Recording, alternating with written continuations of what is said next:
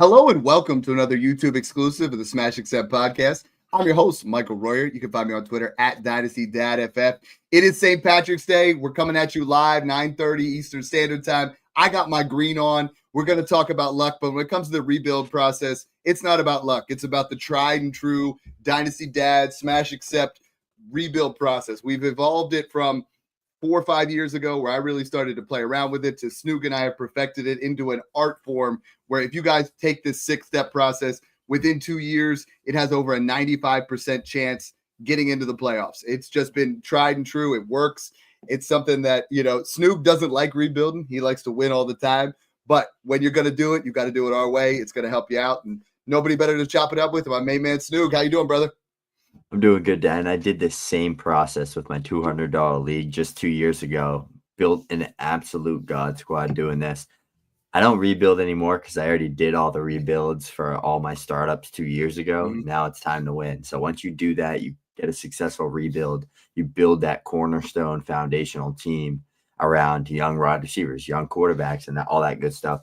Then you don't have to rebuild, right? Then you can push the chips and you can go buy your CMCs, your Devontae Adams, your Alvin Kamara's, and go win some real money. So I'm excited for this show. We got something cool kind of laid out for you guys. And we're going to jump into this and walk you through the processes of kind of how to rebuild and what to do with this 26 class, what that looks like. And then we'll tease the 27 class at the end.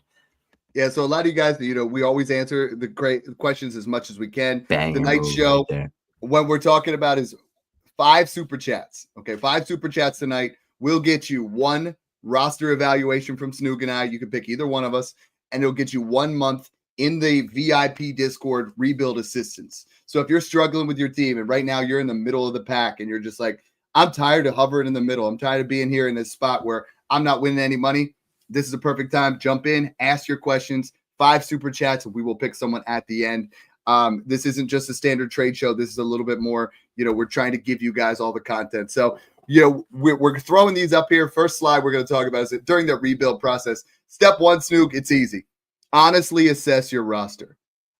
I'm looking at a couple key things, and you and I have done over 100 roster evaluations in the last month. The first thing that I'm looking at is core player age. So I'm looking at my quarterbacks. Are my quarterbacks, am I going with Josh Allen and Bryce Young, or do I have Matthew Stafford, Aaron Rodgers, Russell Wilson? My wide receivers, do I have Devontae Adams, Mike Evans? Where are my core player ages? And when I say core players, I'm primarily looking at quarterbacks and wide receivers. Second part, foundational assets. And if you guys aren't familiar with our work, our foundational assets are, you're looking at, wide receivers age 25 and under, your Malik Neighbors, your Brian Thomas Jr. We're trying to build around those guys. Running backs, right now, we only have a couple of those. Right now there's probably about 4 foundational assets. So we're always trying to help people build around the young quarterbacks, build around the young wide receivers. Tight ends, we only have 3 foundational tight ends, until this year. And then we look at overall max points forward. Like, how did you do last year? You could have missed the playoffs and had a banging roster, but where do we go from there? So, Snoog, when you're first looking at these roster evals, and it's been a fun process for me. I've done so many of them, and the key thing that I'm looking at that really drives me nuts is I see teams having Devon Achane, Saquon Barkley, and then wide receivers that are like 35 years old and nothing there. And I'm like, this isn't prolonged sustainability. This is a win now and you're done because you have no picks. A guy today I looked, he didn't have a 25, a 26, or a 27, and his youngest wide receiver was Chris Godwin at like 28 years old. And you're like, this is not going to keep you up. This is not how you win money. This is not how you sustainably 4 to 5 extra money like we talk about at Smash Accept all the time. Yeah, I love this because A and B to me, for every roster evaluation I've been doing, and I've done hundreds of them in the past few months, this is exactly what I'm looking for. I actually have a general rule of thumb, depending on how deep the lineup is. But for 1 quarterback leagues, I like 3 to 4. For super flex, kind of maybe those deeper leagues, I like to look for 4 to 5 foundational assets. So I'm looking for a Rashee Rice, a Brian Thomas Jr., Malik Neighbors, a Caleb Williams, and a Josh Allen. Or I'm looking for, Josh Allen, Jalen Hurts, Malik Neighbors, and A.J. Brown. Like, I'm looking for some type of substance that I know I can get 3 to 4 to 5 good more years out of those players, young studs that are tied to good offenses. I'm looking for substance here, and I'm looking for flexibility that if I have those 4 to 5 cornerstone assets, those core players that are younger, at any moment I can either put all the chips in and be a contender, or I could rip the thing down and rebuild around those 4 to 5 guys. Right. So that gives you that flexibility to do whatever you want and stay competitive in the league for a while. And like you said, with overall max points for, maybe you missed the playoffs by a hair from injuries and you didn't have enough depth, but you have a ton of superstars. Or maybe you came in second place and you have a really old team, but you have Saquon Barkley and Josh Jacobs and Devon Achane and you're RB heavy, but you don't have that great of wideouts. You have like a DJ Moore and a T Higgins, but you want to go get, a Nico Collins or something. Turn Saquon into Nico Collins, start flipping these running backs into wide receivers and kind of build that core foundational asset with your lineup that you can start doing whatever you want with that. And that's kind of where you really got to start, because I have teams that I've always done that with and they've just been so good and so easy to build. And I also have teams where I've tried to go all in on winning, and I have CMC, Saquon Barkley, Alvin Kamara, Tyreek Hill, Nico Collins. Like I have so many veterans, and now I'm kind of pinned where I can't go get Brian Thomas Jr. I can't go get Malik Neighbors. So definitely matters what you do, but the way we like to build and the way we're going to tell you to build is going to be different than if I get a little crazy and I want to push all the chips in. So I said we weren't going to answer any of these, but Matt just messaged me and he said, I got 6 firsts, 7 seconds over the next 3 drafts. What I got Caleb and Drake May as quarterbacks. What do I do? And he put this in here. I love this because he said, how much do I spend on elite wide receivers? I said, hey, we're only answering super chats. Love it. Love the new viewers. He's only 14 years old. That's the best time to get into Dynasty. That's so cool, Matt. Reach out, hit me up. I want to give you a free month of the Discord so you can see what it's like. Like you young bucks got to see what the Dynasty world is really like. But his question here is great. He says, how much should I spend on elite wide receivers like Marv and Neighbors? And when I'm looking at these rosters and I see things, I'm trying to, if you invest in your elite wide receivers, right? You invest last year in Malik Neighbors, and we were telling everybody to do that. If you can still do it at a point that's not going to break your bank, you're going to be able to build around him for the next 5 years. So we're talking about all the time where we are really trying to, tear up off of the Zay Flowers, Chris Olave, Jordan Addison. We want to get ourselves up there. So if you are sitting there with, right now, Devonta Smith in the 102, you go up there and you try to get Malik Neighbors and you make that offer to get yourself into a spot, because that gives you a foundational asset. The foundational wide receivers for me right now, we talked about it. We just did an entire show on it. But just to reiterate, it's Chase, Jefferson, Neighbors, Lamb, Amon-Ra, Puka, BTJ. Nico Collins is on the fringe because he'll be 26. We say it's 25 and under, so he's right there. JSN, London, Ladd, Marv, Garrett Wilson, Rashee Rice. That's it. Rome Odunze is close. T. Higgins and McMillan. And Ted McMillan will be one, but yeah. Ted running the 4.48 today definitely helped, but he's right there, so he's really close. So now that we've done those things, we've gone out there and we've assessed our roster properly, and the key with that is doing it honestly. My early years of Dynasty, every year I would just trade next year's first and just be like, now I'm a contender. If it took your first to become a contender, you're not. You're not. I'm sorry. Like I have, out of all my teams, I only have one team that does not have a first round pick in 25 or 26. But I have 6 foundational wide receivers. I have 3 foundational quarterbacks. I have Bijan. I have Gibbs. I'm about to get, I have McBride. I have Bowers. It's the most stacked roster ever. So I don't need to worry about those kind of things. But when you are looking at your rosters, if you don't have your picks, you're in a bad spot. The next part about this roster evaluation is you figure where you're at. You're going to rebuild. You need to have your own 101. Next year, this year it's Ashton Jeanty, and Jeanty is worth every year 30 to 50% more than the 102. This year, he might be worth 70% more than the 102. Like the difference between Caleb and Marv, or Caleb and Daniels last year, was nowhere near the gap that we have between Ashton Jeanty and Hampton or Tet or whoever you're taking at 102. It's a big gap. Next year, if Arch Manning comes out, it's going to be another massive gap. I mean, I like some of the players here. We're going to talk about Jeremiah Love a little bit. Nick Singleton looks fantastic. There's a couple quarterbacks in this process, but Arch Manning is the guy that we are tanking for. So if you are trying to make sure you do not get that spot, and you got to look at what your settings are. Ideally, Snoog and I play in all leagues where the 101 goes to least max points for, so that way you cannot tank. It's not like you're just going out there and saying, well, I'm going to intentionally lose. When you're in these situations, you cannot. If you get your first, now you've added a spot where in this year's draft, you're trading Ashton Genty for the 106 and 2 firsts. You're going to be able to do the same things with Arch Manning next year. The key with it all, Snoog, though, is not letting people know. So many people come to me and they're like, Dad, I told my whole league that I'm rebuilding. Now I want my first back. Well, you're screwed because now they're not looking. They're not looking at that first as mid to late. They're like, oh, that's the 101. I ain't trading that. Yeah. First thing you should do before you make a single trade, not even dropping someone to the waivers, like 0 roster moves, nothing, is go entertain getting that first back and see what it costs. If you don't already have it. by 10 to 20%, right? So let's just say the guy that has it has Jordan Addison, right? And you think that would be an even trade. Throw him Jordan Addison in a late second, just so he's like, oh, cool. Yeah, this is a good deal. Exactly. And then you're like, okay, now I'm blowing it up. So now that's not a mid first. That's going to be the 101. That, and you better damn well get the 101 or at least the 102. So if I'm rebuilding, it's okay to have 3 to 4 to 5 cornerstone assets, or maybe when I'm rebuilding, I like to have more liquid assets in draft capital than players itself.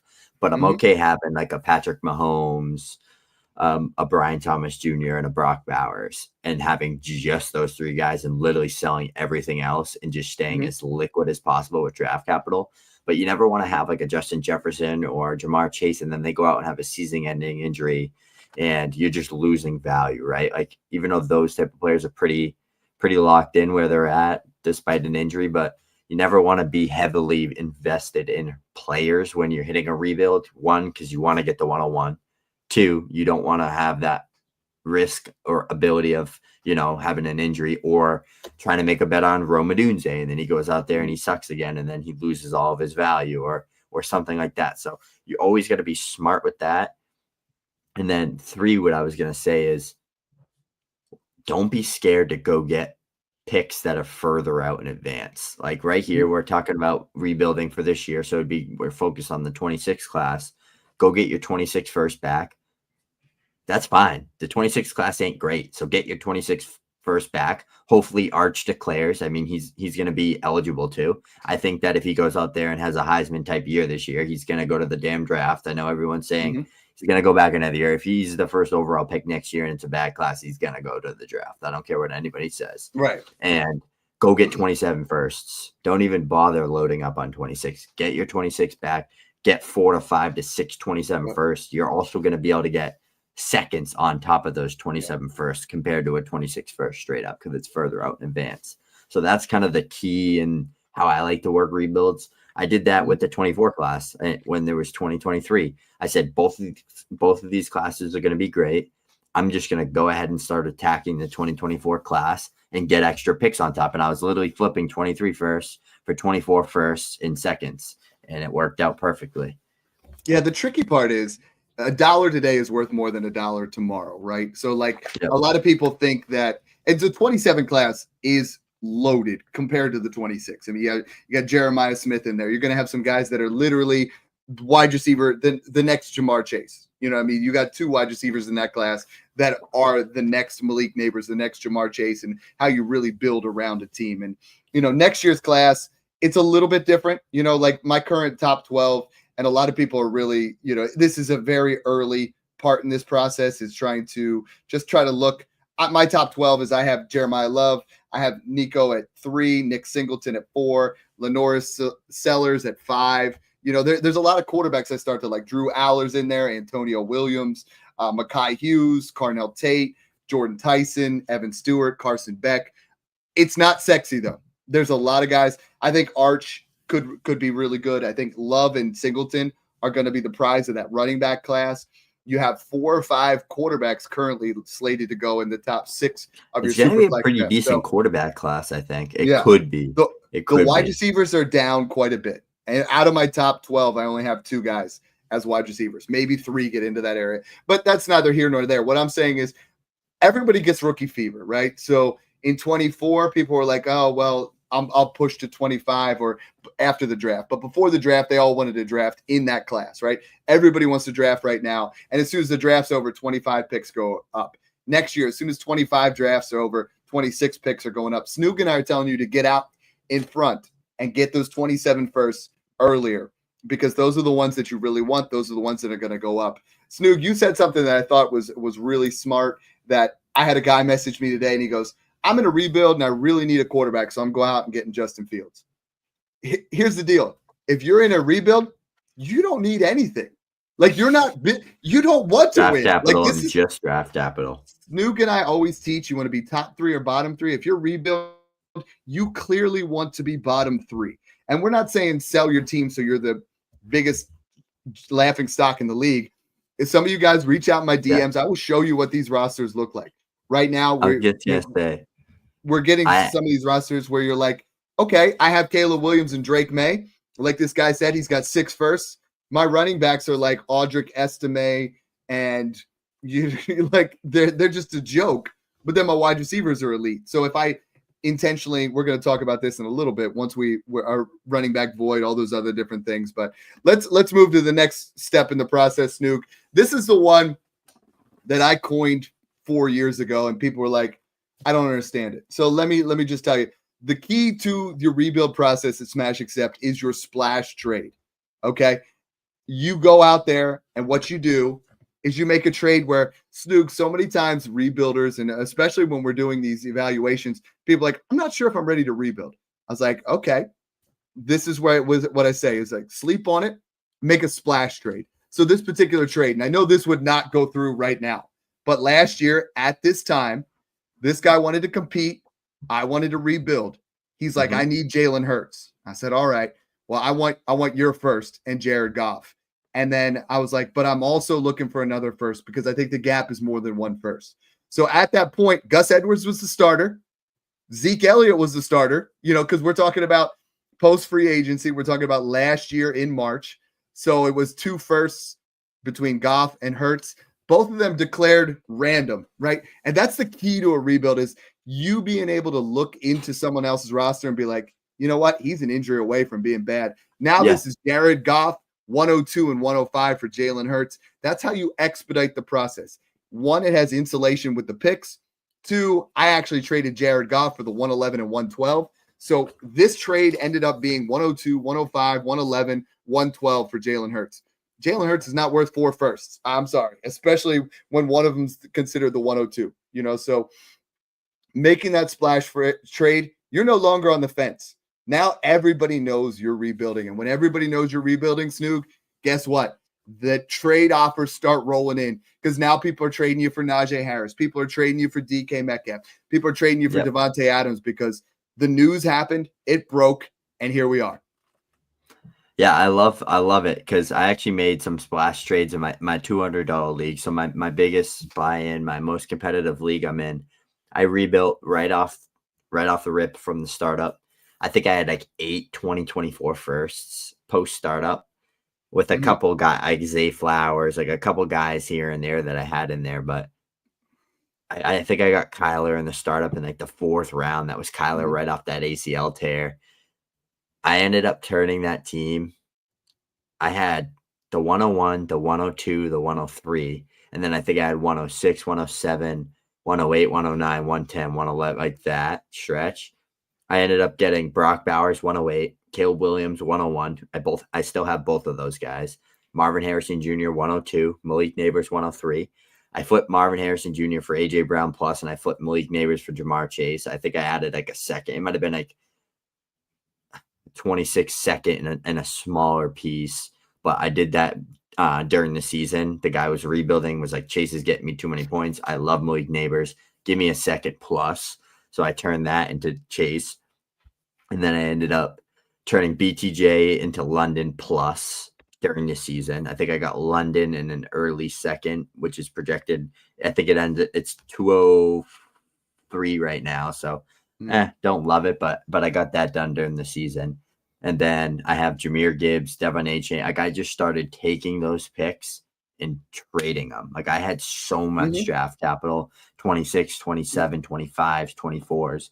I Right. just loaded up and I was just like, I'm going to build a team now. And I started building a team. And last year I had the most points for by far. I was in first place. I had one loss. I think I was 28-1 because we did a median.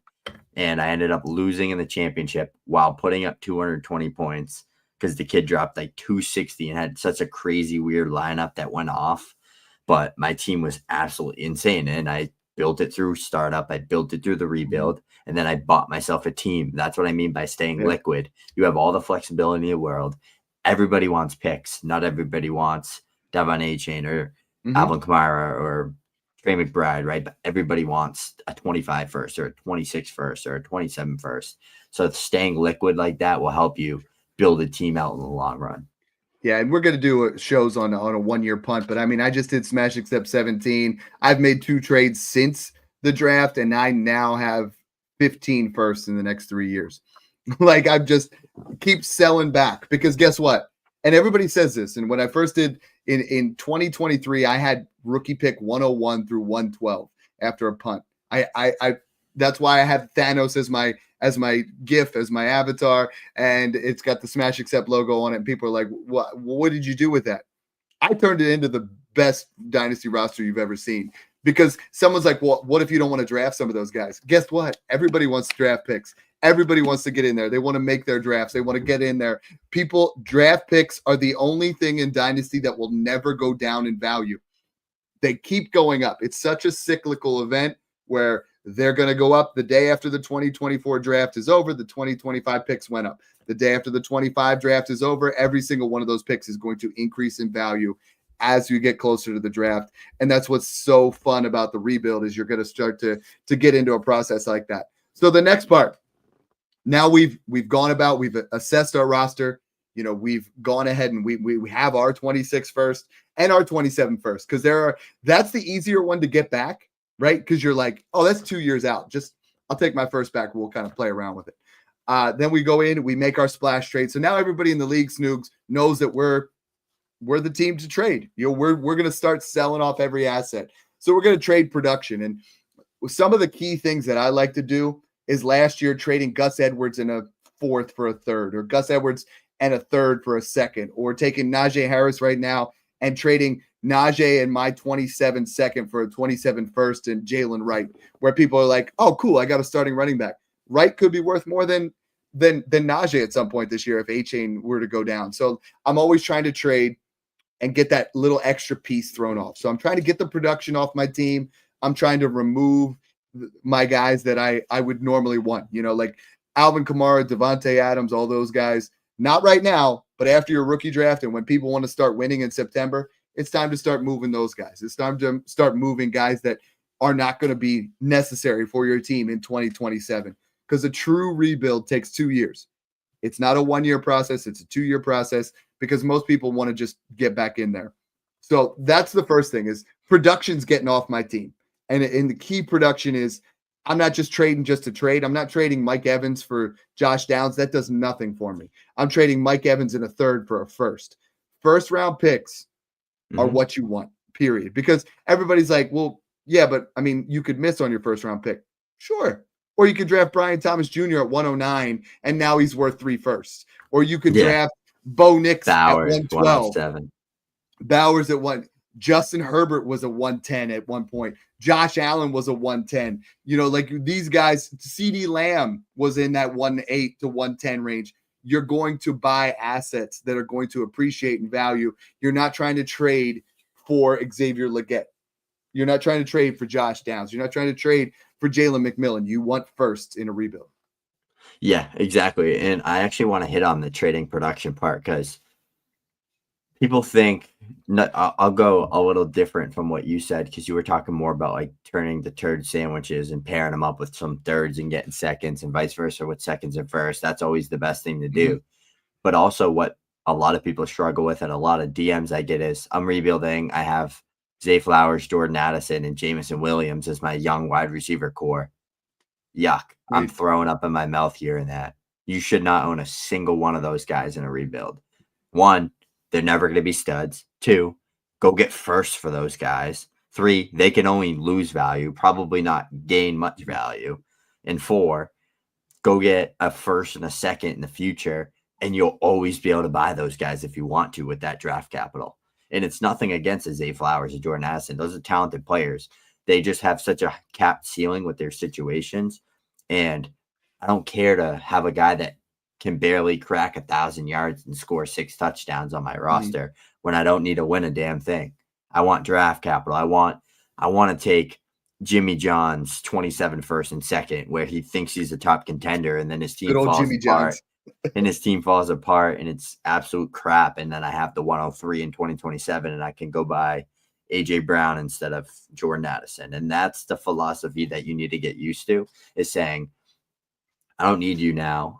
I can buy you later, though, with this draft pick, or I can even get you ×2 with this draft pick.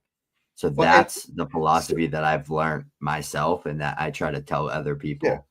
That's how you win in Dynasty. And a lot of you guys think Snoog and I hate Zay Flowers or guys like that. We don't hate the player. He's a really good player. I mean, if you put him in you put him in the Chiefs last year, I think he would have been fantastic. But in the Ravens offense, it's just not there. You drafted him at 108 2 years ago. He's still worth 108. He just hasn't gone anywhere, and he's not going to. So if you can take that, right? If you took the Zay Flowers and you trade him for the 108 last year, you got Brian Thomas Jr. Or if you trade him for the 108 this year, you're going to get a Mika Ibuka. You're going to it's just going to be another opportunity. Everybody wants the new hot thing.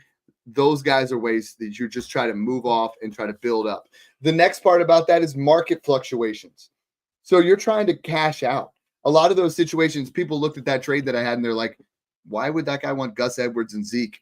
At a certain point last year, they had value. At a certain point last year, Alexander Madison in the playoffs had a little bit of value where you could have flipped him because somebody needed Smith, him. Some of those guys. Jonnu Smith, you could get an early second for during that stretch last year because he was putting up 20 points per game.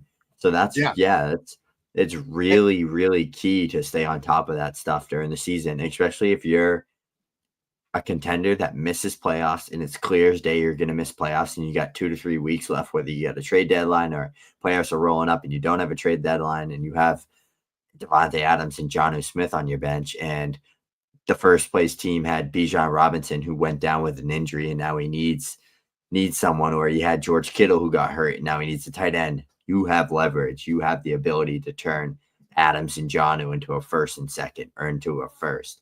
People are desperate. People want the money. And if you're a really good team, I've been in the shoes of someone with a first place team that hit injuries, scrambling for players. I need this guy. Take my first. I don't care about it now. And that's the leverage you have. And that's how you build a team, is through that type of process, taking advantage of market fluctuations. And the next part that's part of that with the production is my favorite one. I want to do the invest in injuries, and I also want to tie that in with the running back void. So the investing in injuries, this is where you go out and you're like, you know what? Breece Hall tore his ACL. I'm going to get him for 70% on the dollar. You know what I mean? And that's when you approach that guy. I'm trying to think of any injuries that happened last year, but you go and that's how I have so much Saquon Barkley. When Saquon was like on the end of his Giants career, just falling apart with the injuries, I bought him everywhere. And I have like 12 shares of him in 20 leagues because of that. And I just held them. Like, I never bought him when he was an Eagle. I bought him all when he was a Giant. And then he got that Eagles contract. Everybody wanted him. And I was like, I'm keeping him. Yeah. And you get these guys and you buy them a little bit cheaper because they're in the playoff hunt at that point. When you start to see guys go down, and once September rolls around, people want to put up points. They don't really care about the price that they're paying for things like that. They're not worried that, I might have overpaid. When Puka Nacua went down to injury, you were able to probably get him for Garrett Wilson straight up. Now he's worth considerably more, and you consider that whole process. Olave. Exactly. Rashi's still a lot of guys. Yeah. And we've done multiple shows where we're telling you who to buy in those situations. Yep. The next part of the roster assessment and the management is creating, if you are in where the 101 goes to the max points for, you create a running back void. So the teams that I have that are in that rebuild thing, I'm looking right now and I have My team is Caleb Williams, Drake May, Malik Neighbors, Brian Thomas Jr., Lad McConkey, Rome Odunze. I don't have a tight end. My RB1 is Emmanuel Wilson, and my RB2 is Sean Tucker. But Snoog, guess what picks I got coming up this year? 101, 101, and 102, 103. And then you throw those guys in there. And you're going to get Genty in 102. Yeah. Who's going to probably be whoever your RB2 is, whoever goes to the landing spot and gets the draft capital you like. That's where two people top look six dynasty running backs. Snoog and I do this a lot is when we put our rosters together, when we're looking at them, we don't fill in the roster if we leave the spots that are open. And when you do that this time of year, you're like, okay, I don't have a running back. That's cool. Yeah. Because as soon as I have a rebuild where Najee Harris signed with the Chargers, I sold Najee for Brandon Ayuk. I don't need him, and Brandon Ayuk's not going to start right away. Like you're buying guys where you're making that void and you're investing in the injury. So it's perfect anomaly. It's the best way to do it. I love doing the rebuilds. If you guys want even deeper in on this, Snoog and I break these down farther into our Discord. Patreon.com/smash accept gets you into the Discord. We will send you guys a link. And this is where we really break it down. We start to right now where Snoog and I like to play chess when other people are playing checkers. In there, we take it to another level. We do some Bobby Fischer type stuff. The step 5 in this, and for you guys know that's a big time chess player. We're talking about in the rebuild process. There's 2 things that we've adapted the way that the terminology is this. Step 5 is now I'm going to insulate and I'm going to liquidate. So in this particular trade, we traded Josh Allen for Drake May, the 105 and a 27 first. So Josh Allen is the peak, right? Josh Allen is the number 1 asset in Dynasty. Some people would say it's Jaden Daniels, but it's Josh Allen. Drake May is someone you and I absolutely believe in. So when you insulate, you're getting a player like Drake May, who I think is going to ascend in value. Then you're adding the insulation part. You're getting the 105. So at the 105, if I'm close to contending, I'm going to draft. If not, I'm going to take the 105. I'm going to trade it for a 27 first and the 112. Now, all of a sudden, I'm getting Drake May, the 112, and 227 first. Mm-hmm. Cascading trades and insulating and liquidating. So liquidating is players are going to go up, rise and fall in value. I'm trying to minimize risk, maximize return. Drake May is going to go up, right? But I'm not investing in Michael. This isn't a Michael Penix Jr. trade. I'm buying guys I believe in, and the rest of it is liquid. I want picks that are going to go up in value. I love that you said this because I literally helped someone today on a roster review.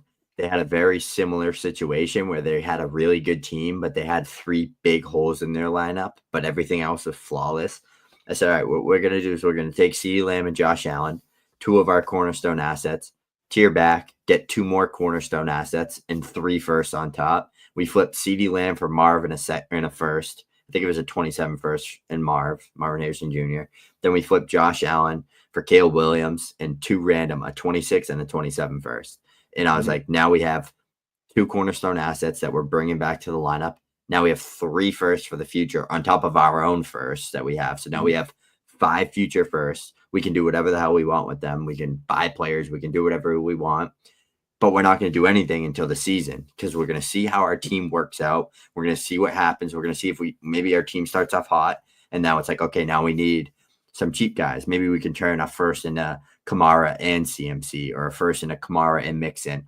Something like that just to get 2 immediate plug-and-play elite starters and still keep 5 firsts, 4 firsts for the future. So there's so many ways you could do it, but insulating and liquidating is literally how you win in Dynasty. And it's like a repeated process. You don't have to not like – I love Josh Allen. He's one of my favorite players ever to watch. Incredible football player. But if I need to sell him, I'm selling him. I'm not getting attached to owning him in Dynasty. And that's a thing people struggle with. I told someone in the Discord, like, we got to move off Jaden Daniels. He's like, I love Jaden Daniels, though. I'm a Commanders fan. I don't want to trade him. I'm like, do you want to win money and have a good Dynasty league? Or do you want to have Jaden Daniels and then start Najee Harris and Gus Edwards? Like, you gotta root for your guys, but also build your teams to win. And so we went ahead and we turned him into Drake May and 2 firsts. So these are the type of things that we're constantly trying to do in the Discord to help you guys out. What's super fun about that is once you've liquidated enough, you have so much. It's like You know, when guys like Jay-Z have so much money, it's like up yours money. You know, like I can't Yeah. say what it actually is, but you get so many pieces, I'll right? say it. So shout out to Connor Simpson.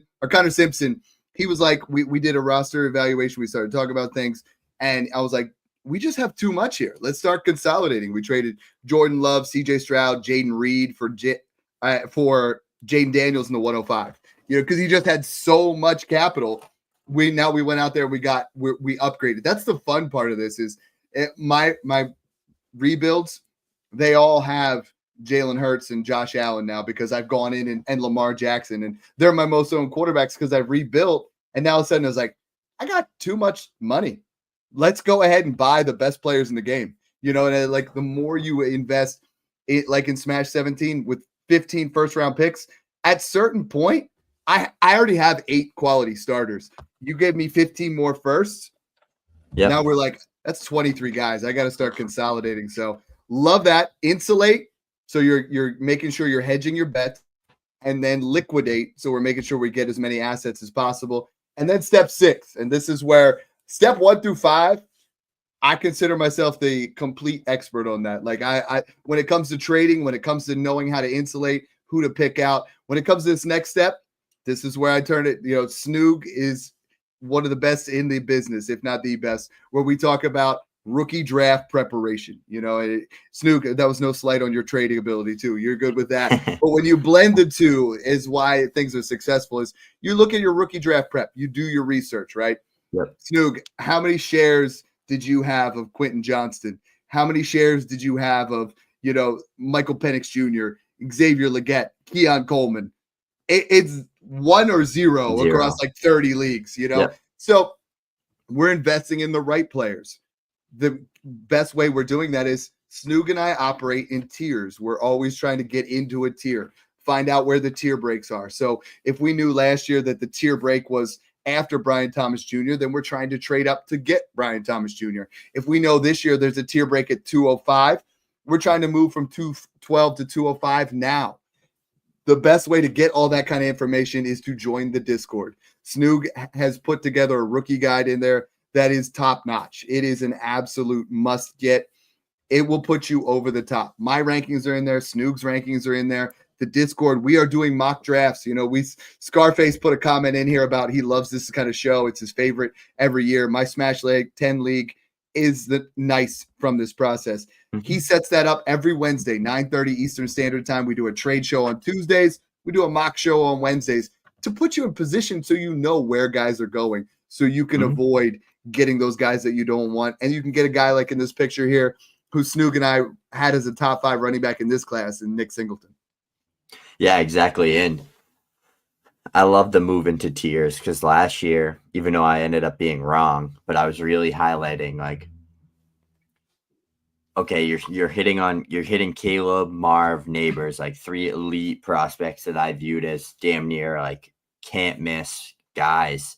And you're taking anyone who you're taking at the 104, trade that 104, which was Jaden Daniels in like every single league. So it happened to be that I was like, we're going to avoid Jaden Daniels. We're going to move back to 106, 107, 108 and get an extra first on top, or get whatever you need on top, which a lot of people were doing. Getting Brock Bowers, getting these Drake Mays and stuff on top. It just so happened that Jaden Daniels actually ended up being phenomenal, that even if you did get Brock Bowers in a first, you still probably lost the trade, even though it feels good to get a player like that. But it was the right process. It might have helped you guys. Maybe ended up getting Bowers in an early first this year or something, or May in an early first. But it's that process. And the more times than not, that's going to end up being the right thing, because we were saying it, Dad, in 2023 together. Instead of taking Anthony Richardson 102 or any of those guys, go get Gibbs, go get Stroud, go get JSN, and take those guys 104 through 106. And I did that in every single league. And that's why I have so much Jahmyr Gibbs, and I had a lot of CJ Stroud, because I was doing that. Because I was like, Stroud's better than Bryce Young. I'm going to move back. I'm not taking Bryce Young there.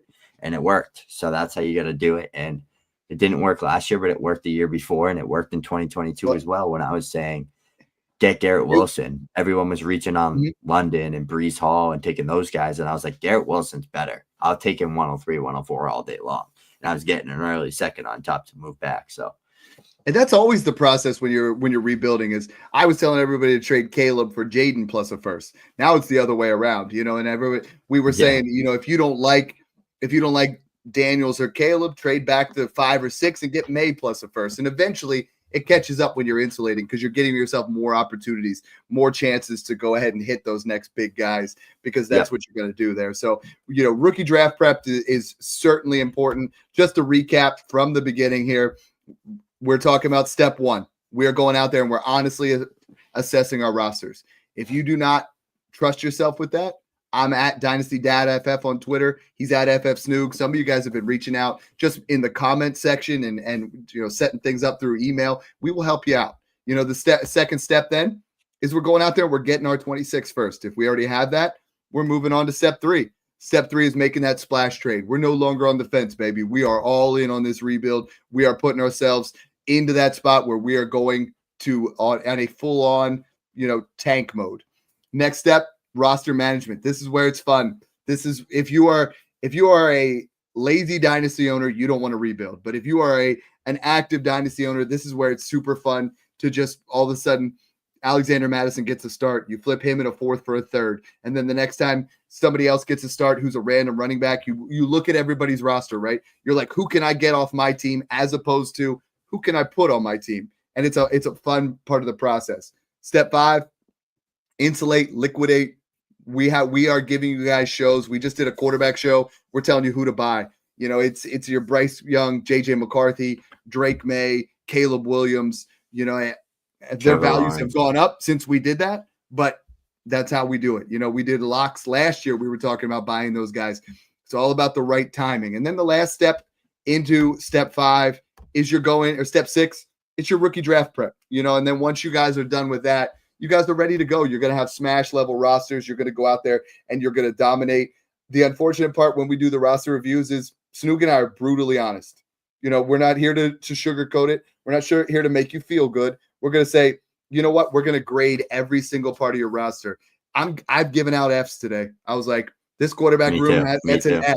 And they're like, Dad, that's kind of harsh. And I'm like, so if you go to your financial advisor and you say, hey, what do you think of this? Do you want him to tell you the truth, or do you want him to be like, no, you're going to be good. You're going to retire. In fantasy football, you're playing to win money. If you want to invest that money to win money, that's the best way to do it. Join the Smash Accept Discord today. We will help you out with your rebuild. So, Snoog, anything else before we close it out? Nah, you crushed it. You're making me want to go rebuild the roster. Dude, right now. I'm pumped. Smash.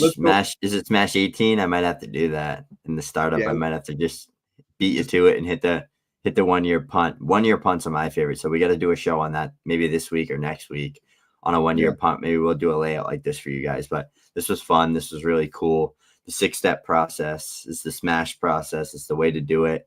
Scarface in the chat said he did this. I've done it. Dad's done it. We've all done it. We can improve.